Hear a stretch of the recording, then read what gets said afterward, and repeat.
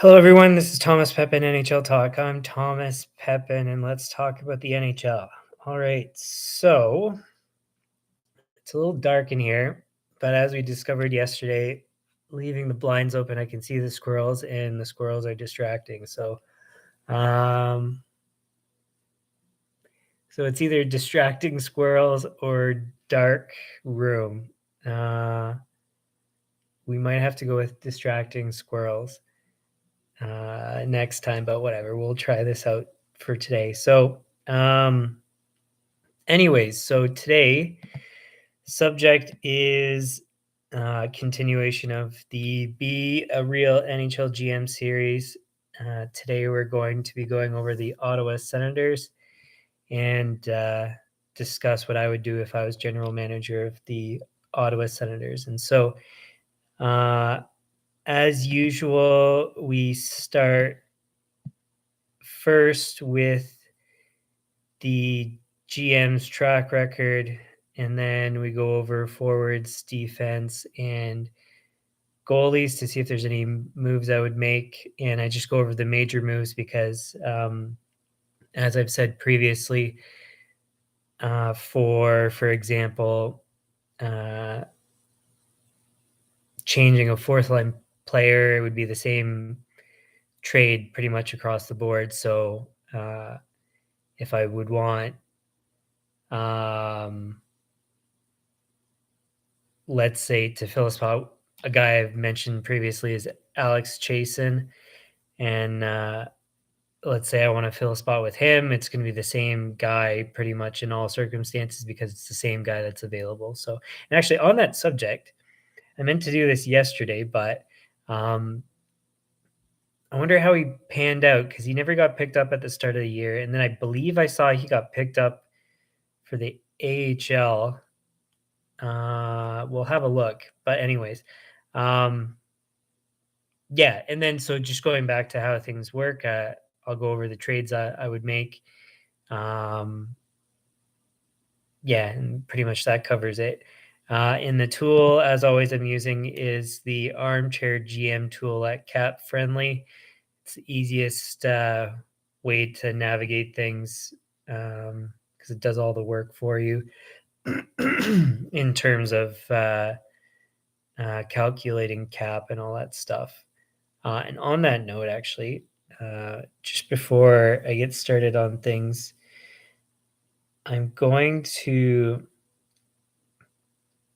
update Ottawa's roster because I just noticed there's a whole bunch of IR people. So I'm just going to do things as if it was essentially the start of the year.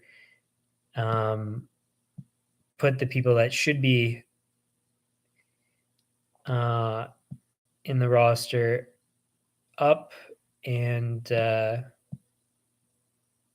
sorry, I'm just making sure that something's working here.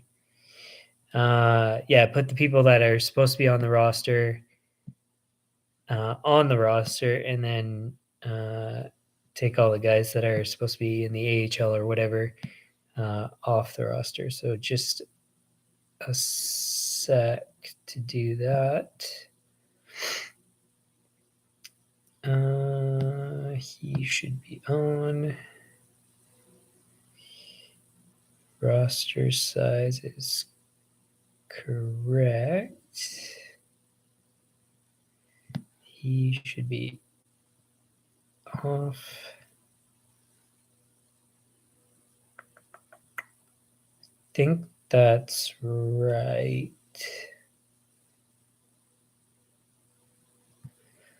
We'll pull him up. Get rid of you, get rid of you. Okay. So that is that right?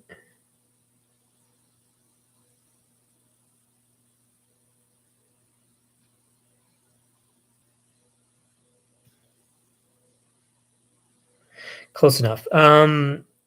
So on that subject, as always, this is unscripted, unprepared, except for the subject. And so if there's ever pauses with that as an example, it's because I'm just doing things on the fly. So everything's discovered on the spot. And on that note, actually, tomorrow is going to be a really interesting subject. I won't say the subject at this moment, uh, but it's something I have no idea what the answer is going to be, and I'm really interested to see. So tune in tomorrow to see that. Um, okay, so that's good. Alex Chason, we were going to see. So give me a sec to find that.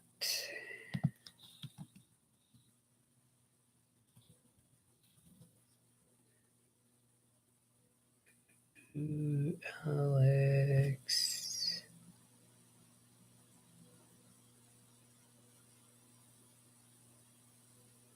Chase.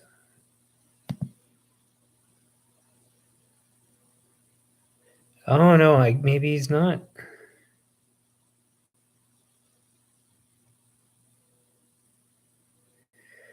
So he had 7 points in 7 games with the Grand Rapids Griffins. So that's Detroit's farm team. Did he get injured or dropped, or it might have just been a tryout or whatever.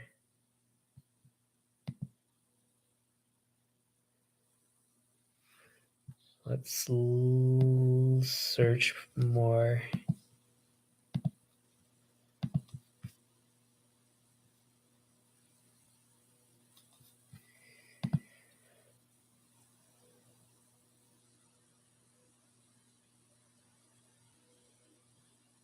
So he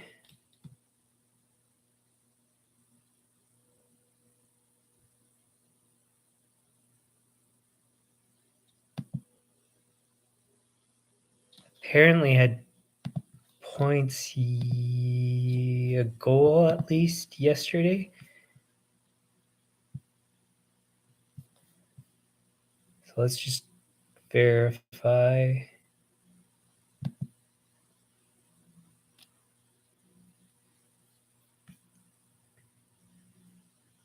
Yeah, so he is with Detroit's farm team. And so those stats were actually uh, a day old. So he has 8 points in 8 games. So a great example of, I mean, obviously, I don't know for sure how he would do if he got moved up to the NHL, but he's one of those guys that I would have had for sure filling at least a fourth line spot. And the fact that he signed in the AHL, I mean, maybe it was just because he had no other options, but in all likelihood, he would sign a league minimum contract to have him as a depth forward because he was one of, at least all things considered, of free agents and people to fill that roster spot. Is one of the better valued players or and better performing given the cost. So I don't know why, but anyways, that's a whole other story. So interesting, at least to me. In one sec.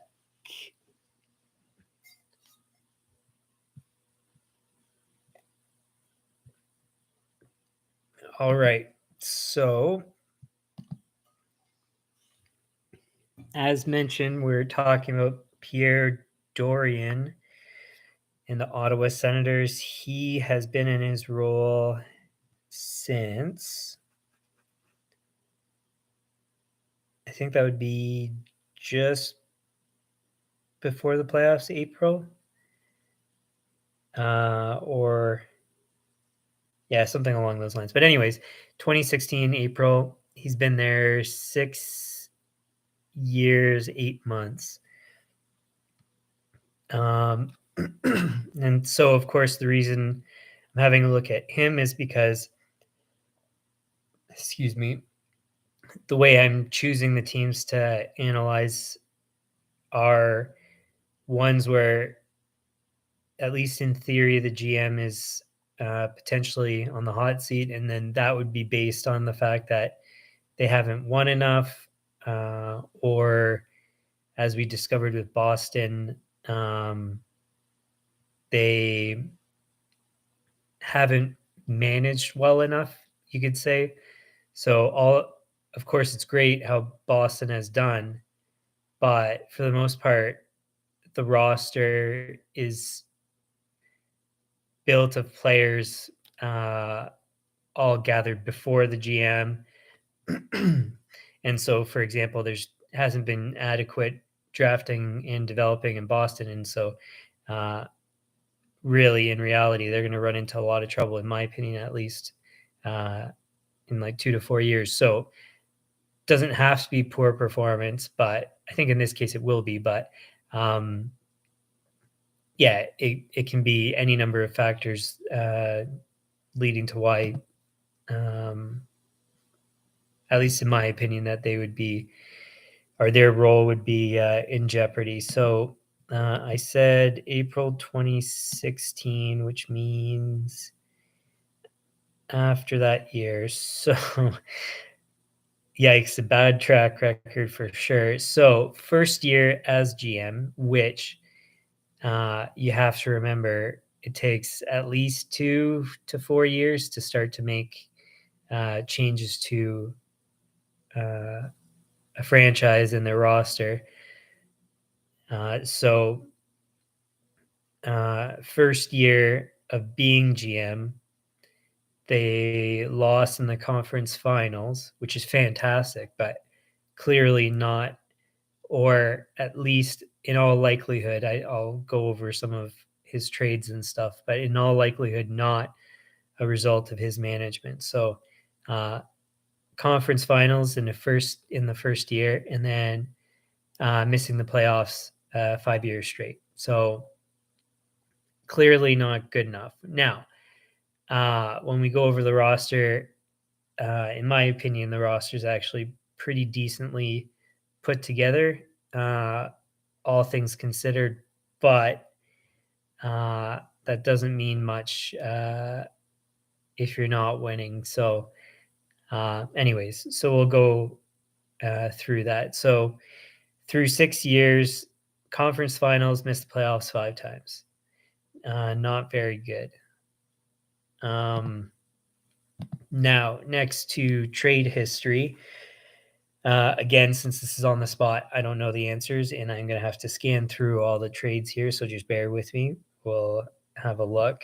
Now, we already know in the off season he made a couple, or at least most people would argue were good trades uh, and signings and things like that. So, but we'll have a look here. So Cam Talbot, they picked up.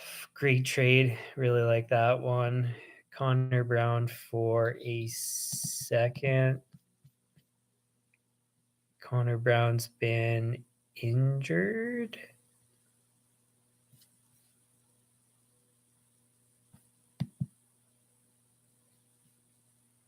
No, they traded Connor Brown and got a second. But yes, he has been injured. I don't know if that's that great of a trade, but whatever. It's not the worst. They got rid of Matt Murray, which I think was good for his dollar figure to get that off the books. Now, it was for future consideration. So Murray retained 25%, a third and a seventh. I mean, I don't think he's a bad goalie. So did they have to get rid of him? Maybe not. But it's not the worst trade. It's arguable either way. They picked up Alex DeBrincat for first, second, and third. That seems a lot, but let's look at his stats here. Point per game, 41 goals, 78 points last year in 82 games. Oh, wow. Yeah. And he's had a lot of years of 40, 28 goals. So, yeah, quite reasonable, I guess, that trade, assuming he performs that well, which he has so far. So, I'd say great trade there. Um,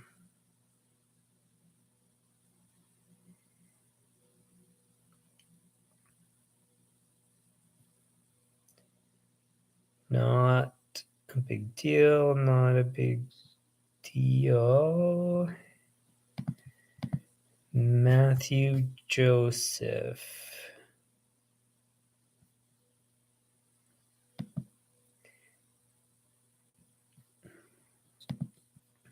Matthew Joseph in a fourth and they got rid of Nicholas Paul. And I thought Paul, yeah, he did quite well in Tampa.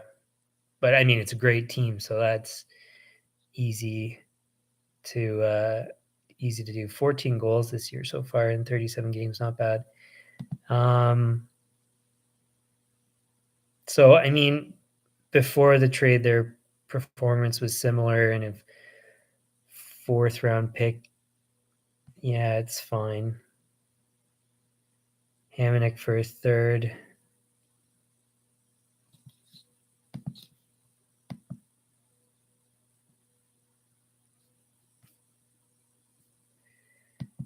That's fine.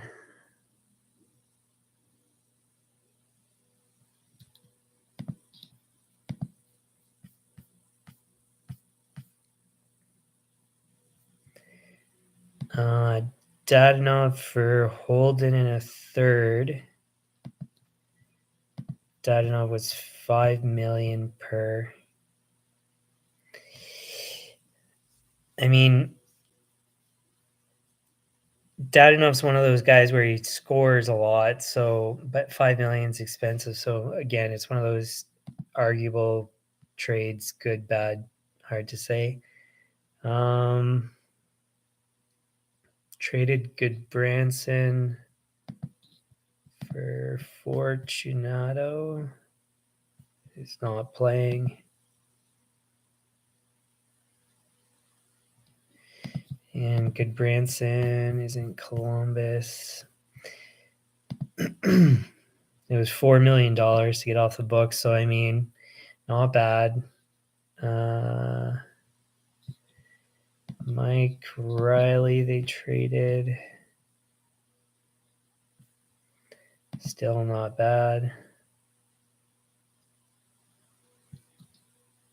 Braden Coburn. Not bad.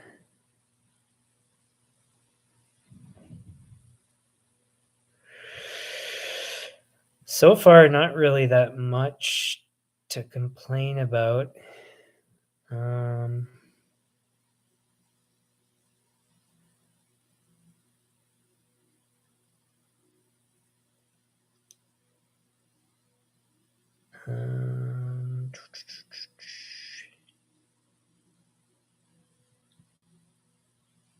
Yeah, not a big deal. They picked up Derek Stepan for a second. Again, fine. Austin Watson for fourth, I think, is a good trade. Or I guess fine, not that great. I thought he performed better than the stats I saw there. Matt Murray for Gruden in a second. That actually was a really good trade at the time.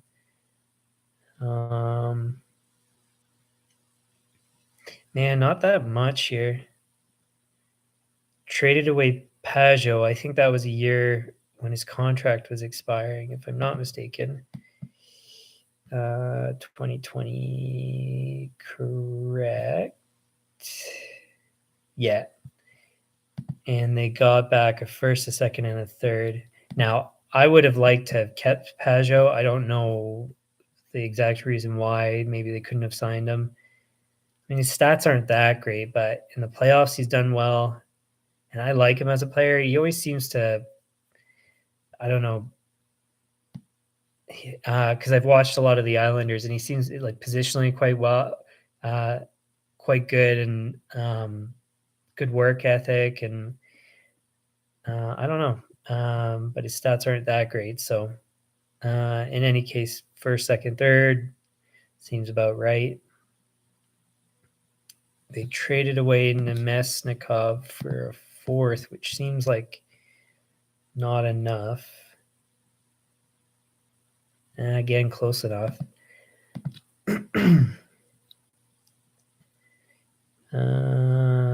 Got rid of DeMello for a third. Like, that seems like far too little, because I know DeMello's been, well, he hasn't been played a lot in Winnipeg, at least when Maurice was coach. And yeah, I mean, he's a solid defenseman. So for a third, I mean, maybe not enough, but still, it's not crazy stuff.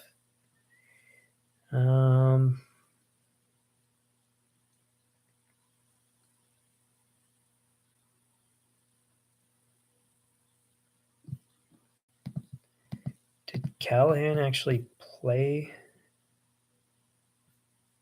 No, I think that was just a salary dump. Picked up a Nisimov for Zach Smith. Again, about right.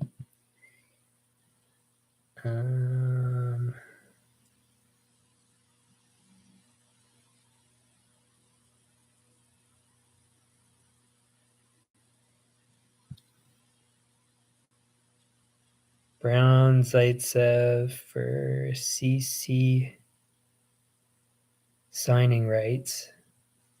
Harper, third. Fine.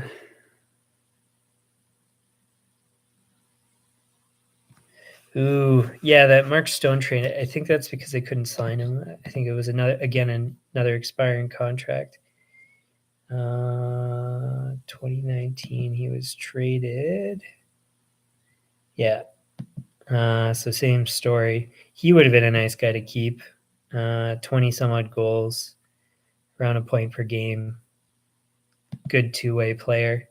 So it's kind of unfortunate, but they got back Brandstrom, who's been injured and hasn't quite lived up to his potential. So,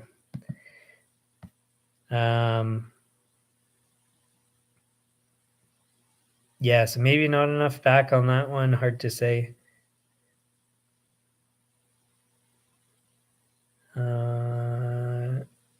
They picked up Duclair 2 seconds for Dzingel, and he hasn't really played well.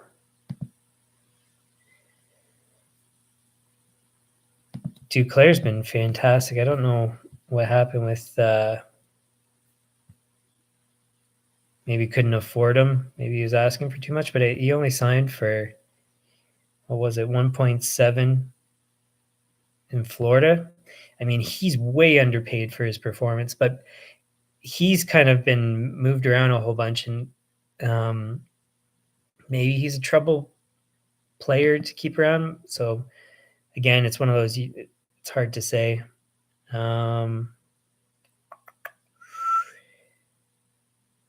2 firsts,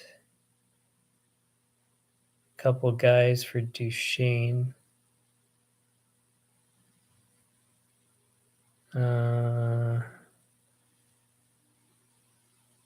Yeah, again, seems about right.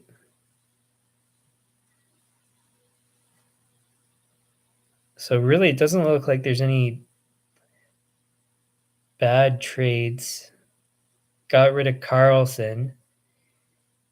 I think it's one of those because they couldn't afford to sign him, and you saw how much he signed for, which was crazy. We spoke about that yesterday. So 2019. Yeah. And what they got back wasn't that. Geez, yeah, they got a lot back. Josh Norris, DeMello, Tierney, first 2 seconds. I mean, that's quite good. They really, in the end, that's going to be a really good trade for Ottawa, uh, considering now San Jose is handicapped with 11.5 million. I think it is his contract. Yeah, so I'd say great there. Um,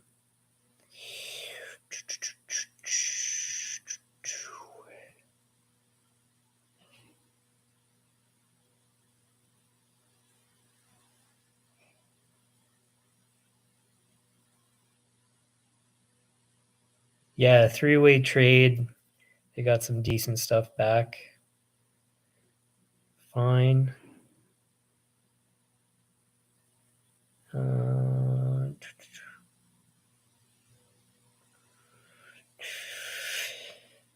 They get Duchesne in a trade. Turris. First, Hammond, some other stuff. Great trade there. A lot of action, it looks like, since he's been as GM, which is a good thing. Oh, this one's a bad one for sure. Zibanejad going to the Rangers for and with a second for Brassard and a seventh. Yikes! Now, of course, hindsight's 2020, but as in 2016.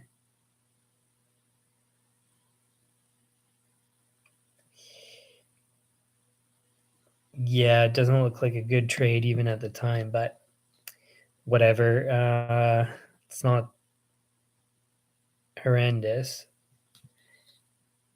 How was Zibanejad at that time?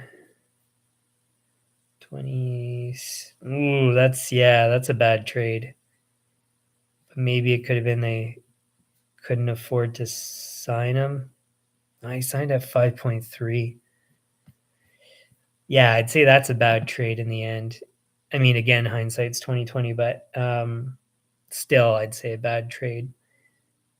Okay, so maybe one bad trade, a bunch of mediocre ones, and otherwise not all that bad. So not a horrible track record.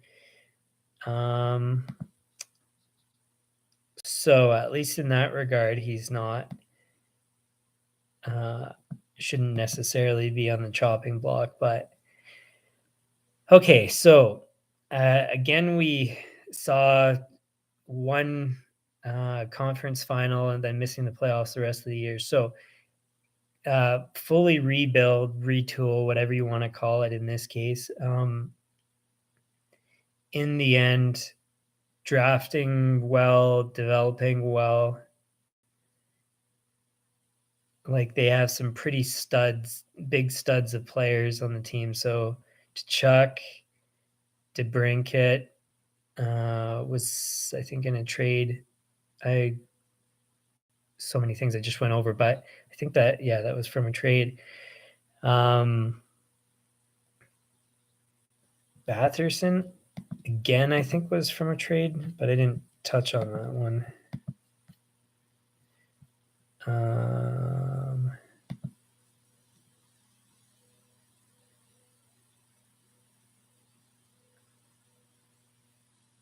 No, he was drafted, so never mind. And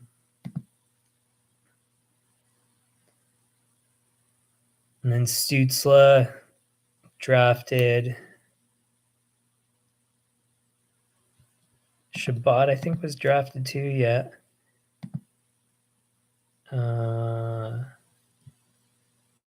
Sanderson was drafted.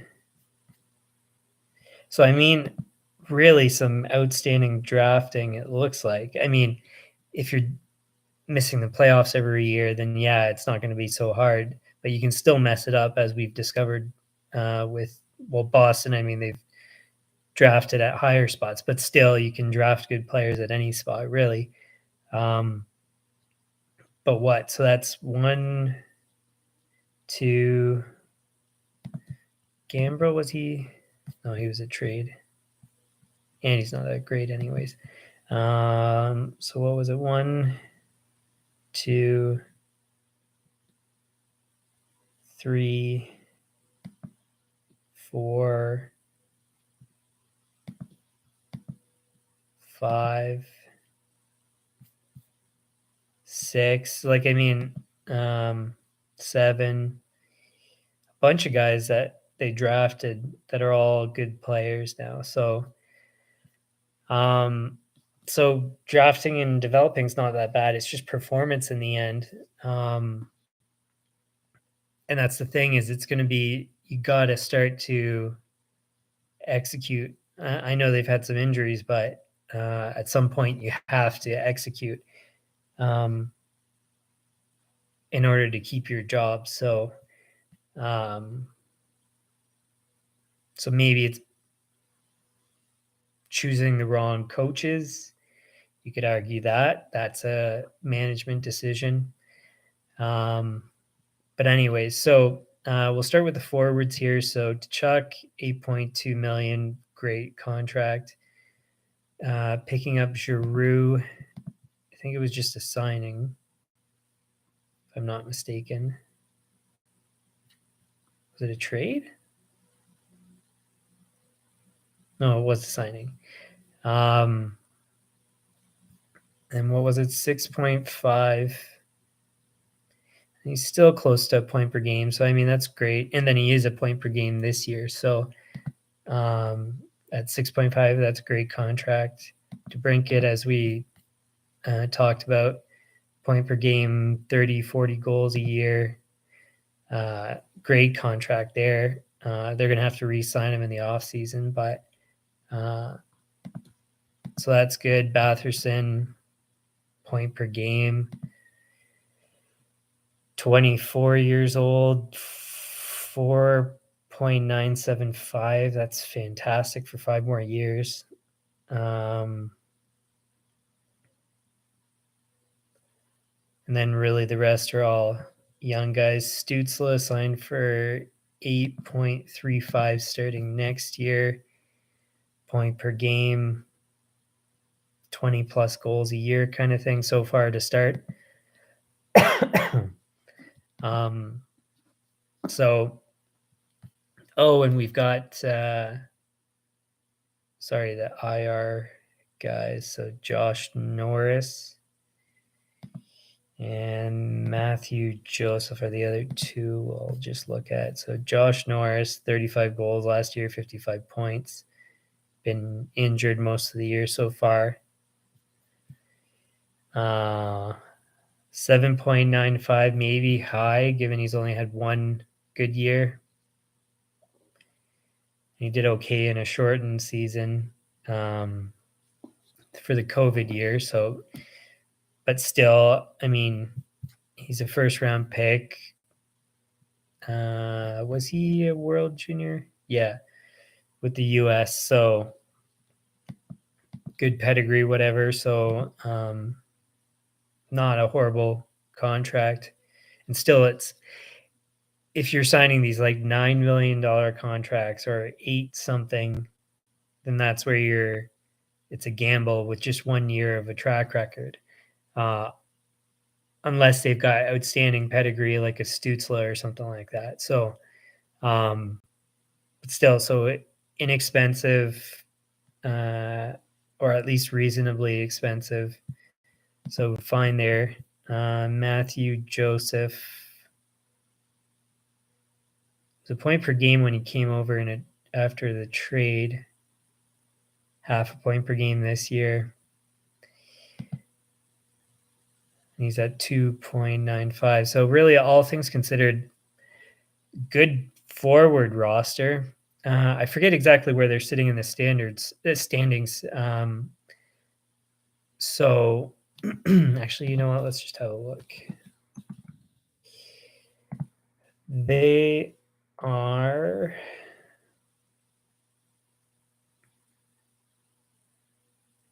18, 17, and 3.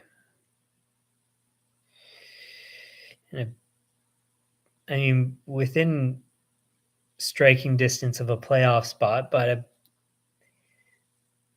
not all that close, you could say, because I mean, it's a pretty competitive conference. a lot of really good teams, especially compared to the West there. So, um, I mean,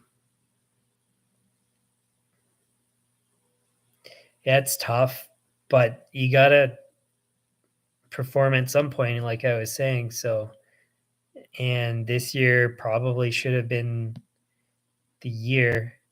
Um, Goal differentials even.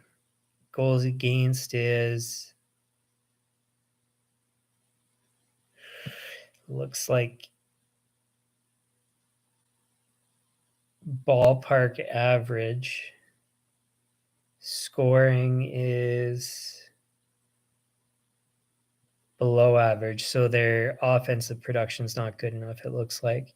And I'm gonna have a look at their goaltending stats here in a sec. Actually, you know what? Let's just do that right now. Um,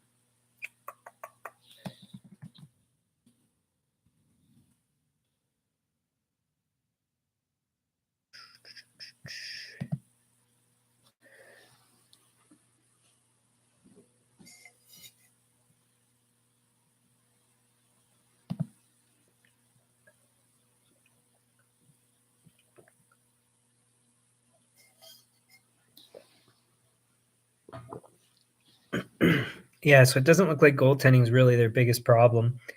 Um, Talbot is 911, Forsberg 914. So pretty average goaltending, but average goaltending is often good enough. So scoring is just insufficient. But a lot of people are a point per game, which is kind of confusing. But geez, like some of these plus minuses. So Batherson and minus 25, like, and nobody else is even close to that bad. So I mean, he's a point per game, but you're on the ice for a lot of goals against, that's for sure. To Chuck, minus 11. Claude Giroux's a plus 3. So um, I think it's, well, you got 1, 2, 3, 4, 5. So 5 forwards producing, 1 defenseman, and then there's a significant drop off. So it looks like scoring depth is their biggest problem. And the roster should be able to produce, but I think it's the depth forwards is the problem. But anyways, and they've got cap space, I think 3.37 at the moment.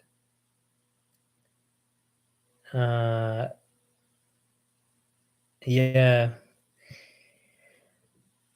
I don't know. Anyways, we'll have a look at defense here. So Shabbat, 8 million per. It's expensive, in my opinion, for a defenseman. But, you know, his production is pretty decent, 55 points in 70 games a few years ago.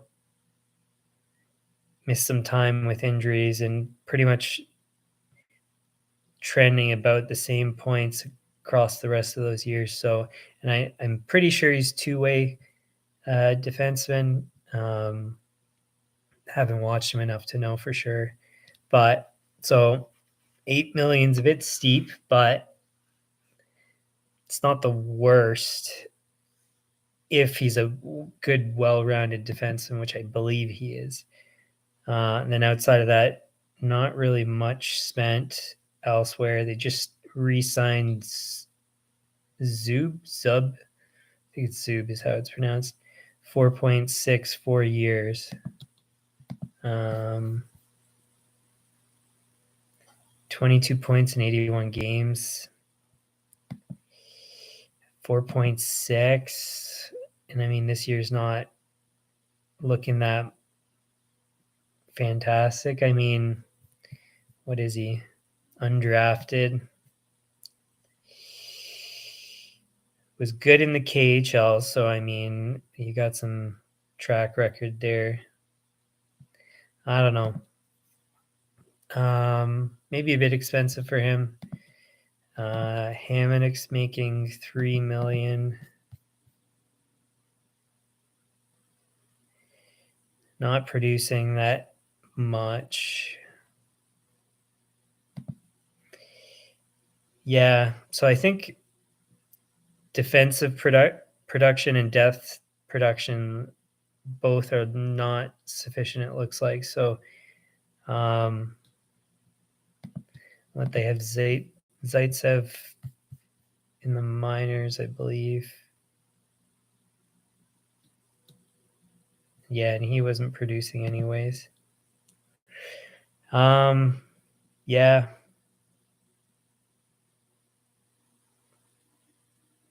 So there's not much depth on defensemen or on defense with their defensemen. Sanderson's done decent. What was it? 17 points, I thought I saw. 14 points in 38 games, which is reasonable. But that's about it on defense for production. So yeah, it's depth scoring, it looks like, and production from everybody. Their high end's doing great, but everything else is not sufficient. So maybe the coaching's not good enough, but defensively they're fine. So maybe it's the right balance of offense and defense. It's hard to say. Again, I haven't watched them, so I don't really know.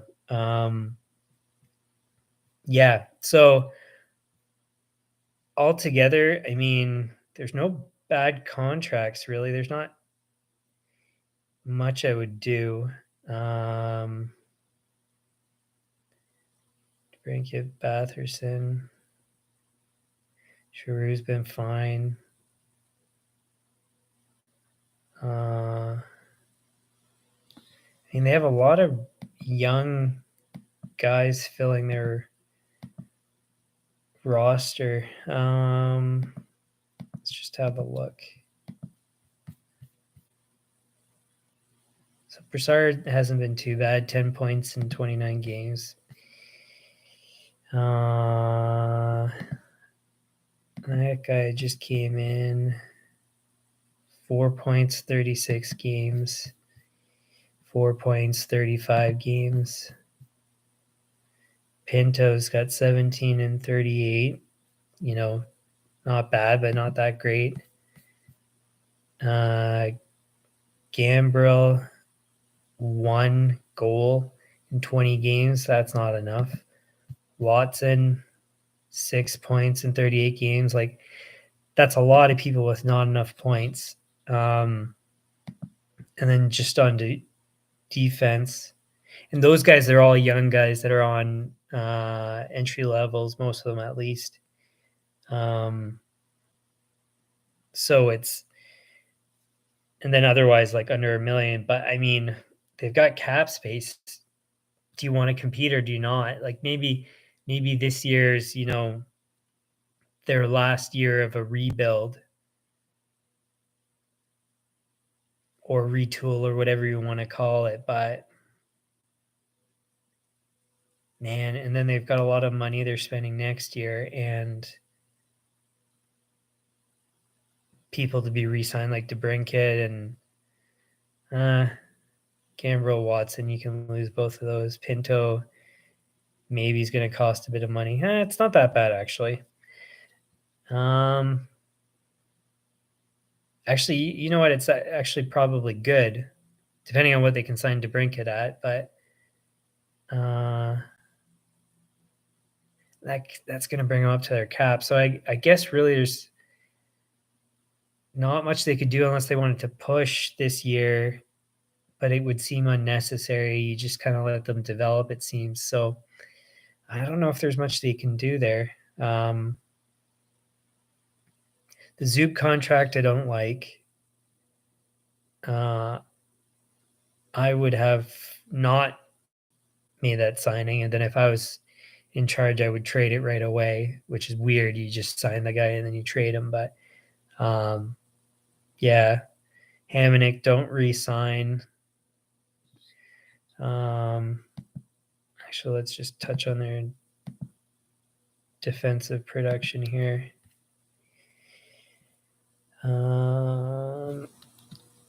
We'll pull up him again. There's a couple other forwards I'll just go back over to. So we've got Hamonic, 7 points in 38 games. I mean, you need more out of a $3 million player. Yeah, and he's a -7, so he's not doing that good defensively either. So Nick Holden, 6 points, 33 games, not much. Brandstrom, I think I said already, but 3 points in 33 games. That's not nearly enough for what he's supposed to produce. Zaitsev, 3 points in 19 games and got sent to the minors. I believe he's still there. Going back to some of the forwards, Joseph, 9 points in 25 games. Not horrible, but not that great. Tyler Mott, 9 points, 32 games. Not good enough. Chartier, no points in 6 games, but he's done well in the AHL. So, I mean, just not enough depth, performance, and yeah, like that. I think he signed Joseph, didn't he?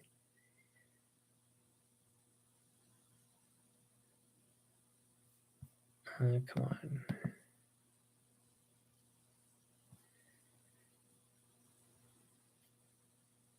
There we go. Yeah. So he was just signed 2.95. Yeah, I don't know about that. He had a good time at the start in Ottawa. What do you think he's going to continue? I don't know. It's not the worst, but see, it would be tough to trade him because you maybe want to ride it out another year. So wouldn't necessarily trade him. Zaitsev if you could, but I doubt he'd be able to.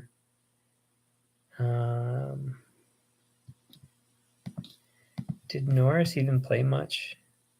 Only 5 games. It's one of those, like, if they had a completely healthy roster, which is always nice to say, and it never happens, you need to be able to produce without a fully healthy roster. Like, maybe they'd be performing well enough, but like I said, you still need to produce, and they haven't lost like substantial number of guys. So just not performing well enough, it looks like. And maybe it's just they need to develop one more year, but most of these guys have been in for long enough. So, and I should just touch on goalies. The prices are perfectly fine. 3.67 for Talbot, 1 year, or he's in his last year. Forsberg, 2.75, 3 years remaining, including this year. That's so. I mean, in reality, if you want to perform better, they should have spent up to the cap, but they didn't. So that's part of the problem. Not enough depth. So maybe they should have brought in more veteran players to fill out the roster. I think that actually would make a ton of sense because you got nothing but young guys. Then again, Alex Chason. I mean, fill out the roster with $1 million player, under a million, like league minimum kind of contracts.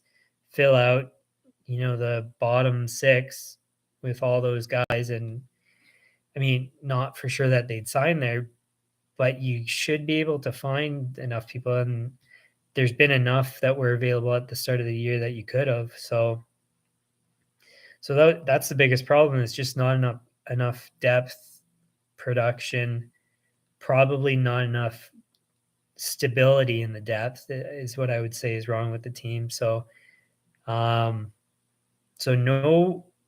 major trades on forwards. Like nothing I would do. It would have been signings I would have done or would do if I took over. Shabbat at $8 million is steep for me. Would I trade him? When does it expire? It expires when he is 1, 2, 3, 4, 5, 6 more years, 31. No, I mean you're paying good, reasonable price, assuming he performs up to his expectations and he's in his prime years. So it should be the right dollar figure in the long run.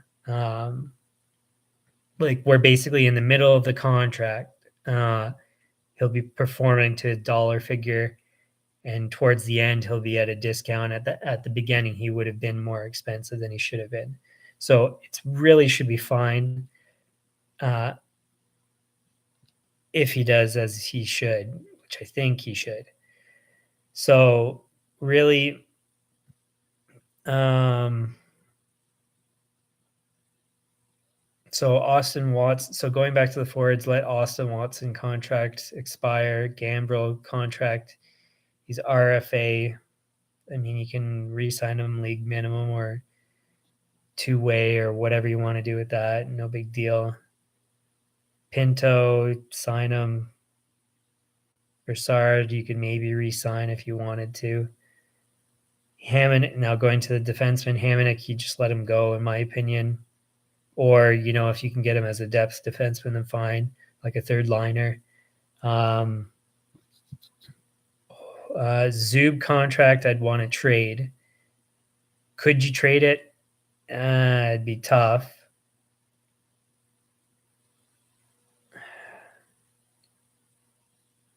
Man. And you need that roster spot. So to just trade him for nothing for the cap space, yeah, I would, because the dollar figure is just not good enough. And if whatever you're going to get to replace him, even if you get, like, let's say you have another Hamonic to fill that spot, the production is going to be similar anyway. So, and for like $3 million cheaper. So yeah, I would just trade Zub for nothing, whatever you can get, anything of any value, preferably, but just get the contract off the books. Holden, maybe resign, let it expire. Brandstrom, he just hasn't produced, but he still has reputational, like he has name recognition and probably trade value. So to be honest, I would trade Brandstrom while he's still got value. Maybe he would develop into something, but so let's just, for argument's sake, so last year, 14 points in 53 games, minus 17, 3 points in 9 games in the AHL, minus 5. So not good enough. COVID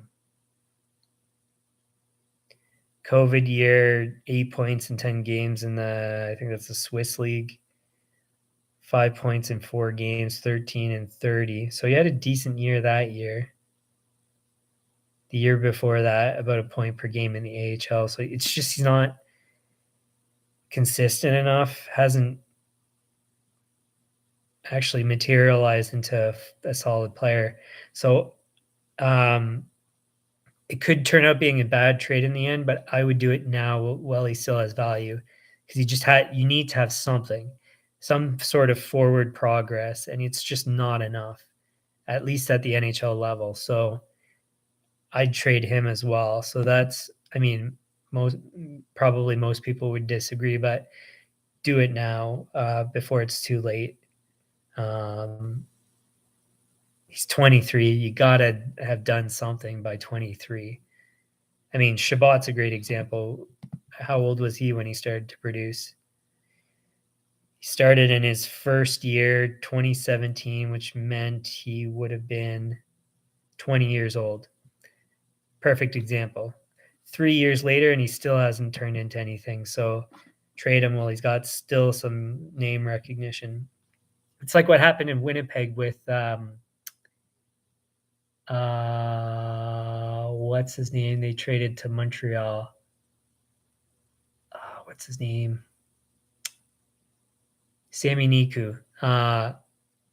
If they traded him earlier, they could have gotten way more because he just wasn't materializing into an NHL player. Then they never got really anything for him. Well, on the subject, let's see what they did get for him.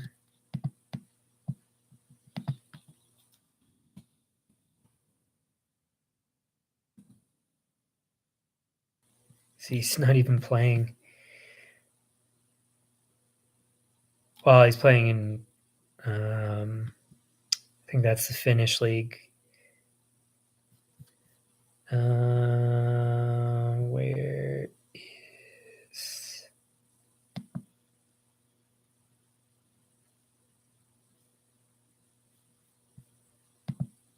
Was he? No, he was picked up. No, his contract was terminated. And then he signed in Montreal. Ouch. And you got nothing for him. See, he got to do something. Well, the guy still has value. So, anyways, trade Brandstrom, trade Zub for anything. Goaltending's fine. Norris is good. Zaitsev, I don't know if anybody would pick up Zaitsev. That's a problem. So if you can trade for future considerations to dump the salary, great. Otherwise, I mean, there's only 2 years, including this year, remaining, so you can just let it expire if you need to. Joseph, I'd give him 1 more year before you get rid of him. Let Mott expire or sign at minimum.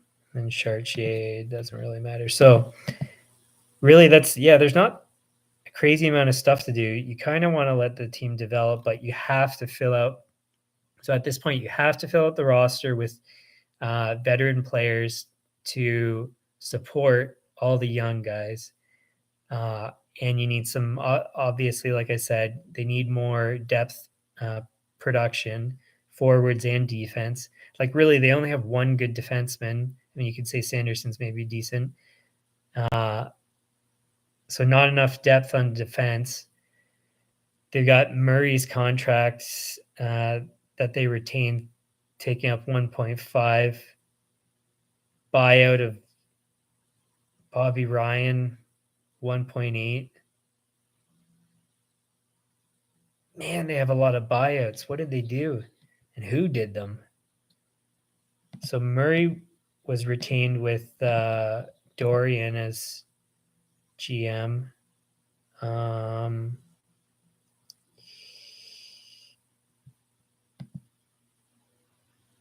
He was bought out by Dorian.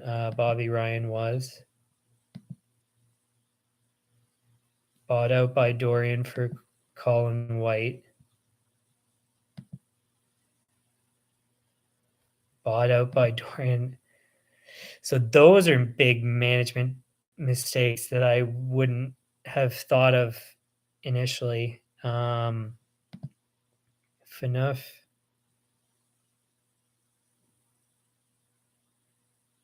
That was bought out by the Kings. Yeah. So he's got 1.5, 2, 3.3, 4.1, about 4.6 or $4.7 million in cap hit of players not even playing. So that's production right there that you're missing because you bought out contracts. I mean, maybe, did they have a different, could they have traded them or something? Maybe he gave up too easy on them. Maybe you could have done, future considerations or give away assets because you've got so many assets, just get that off the books and to be able to fill out your roster. That's probably what I would have done. Because that's a major problem right there. And I said it was 4.6 or something. So what was that again? 3.3, 4.6 ish. And that's going to be the same thing next year. Jeez. That's bad. No, it's actually going to be more next year. Essentially 5 million next year. That's a player that's producing. That is equivalent to like Drake Batherson. You're missing out on a Drake Batherson because you bought out these contracts. Oh my God. See, this is where the management is bad. Everything else is not all that bad. Trade history is not that bad. Signings are not all that bad. Buyouts are the big major problem here. Buyouts and retained cap hit. Maybe they shouldn't have even gotten rid of Murray. I wouldn't have if you had to retain salary.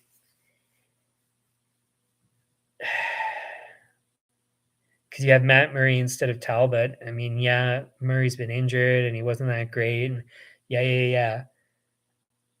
But I mean, he's doing fine in Toronto with what he's done so far. And I thought he was probably eventually going to do fine. Yeah, you add on his what's his full salary? 6.25. So I don't know. So maybe that one's reasonable, but the rest shouldn't have happened. Trade them away or something. Or, I mean, even with the Matt Murray one, if you couldn't trade him, then without retaining, then just don't trade him or something. I don't know. And a couple not so good contracts, and you got enough problems to not be a good team. So, really, in the end, the trades that I would make, I can't really specify. So, for example, what were the trades here? So it was Zub for a bag of pucks, whatever you can do to just get rid of the contract. That's an example instead of buying the guy out. Get rid of Zub. If you can, get rid of Zaitsev. And then get rid of Brandstrom. The only one where you can actually conceivably get something back is Brandstrom. And what you would get back, I mean, it's super, like, to specify that is just too difficult because I don't know what the market would ask for him. Some people would probably give conceivably a first round pick. Some people probably would give maybe not even, maybe only a third. So it's hard to say, but I bet you he could fetch something reasonable, like a like a $5 million player that produces, point per game kind of thing. You could conceivably trade him for something like that, maybe, or maybe trade because you have enough young depth. Maybe trade Brandstrom and a pick for something like that. You could probably accomplish something like that, but definitely trade him while he's got value still, as I've explained. So that's pretty much it. So it's just, for one, I probably would fire him soon. Just not good enough. You got to do something, and just it's not good enough. Probably the wrong decisions on a altogether, from an altogether perspective, but fine for contract signings, fine for drafting and developing. It's just it's putting together a full thing as opposed to just doing some things well. So, and the biggest glaring issue there is all the dead cap stuff. That's bad. So So that's it. Like, I mean, there's not really much more to say, and I can't really specify trades. It's just yeah, there's the trades I mentioned, and then fill out the roster with better players is kind of the story. So so I guess that's it. Um and so if you like the stream, hit the like button, share with your friends. Um Subscribe, please. It would help me to grow the channel. Um, and turn on notifications. Otherwise, you can check my page. It should be daily. It should be same time, 1:30 p.m. Eastern. At least at this point, it looks like it's fine. Today was great. Um, so it looks like it's going to work. We'll see, of course, in the long run. Um, Yeah, and then as always, comments, please, leave comments, even if they're razzing me and saying that I'm an idiot. I totally fully on board with being called an idiot. Preferably if you actually have constructive criticism, if you want to say, "I would do this instead for these reasons," as opposed to just saying you're an idiot, "What are you doing?" or whatever. Um but yeah, so that's about it. So thanks for tuning in. I'll see you again tomorrow. Tomorrow is going to be a really interesting one, I think. I don't know what the result's going to be. Uh, what I believe it's going to do is show uh, something that I keep mentioning. It's going to prove me right, I think, but we'll see.